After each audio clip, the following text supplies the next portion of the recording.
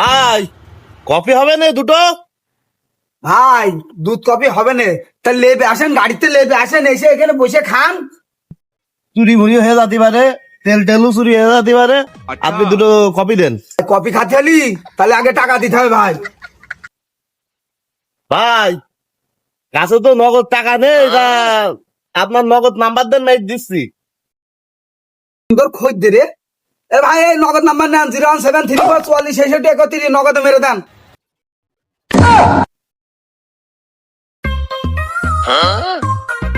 আমার একটু সমস্যা ভাই, একটু উঠে আসলে বেশি ভালো হইতো।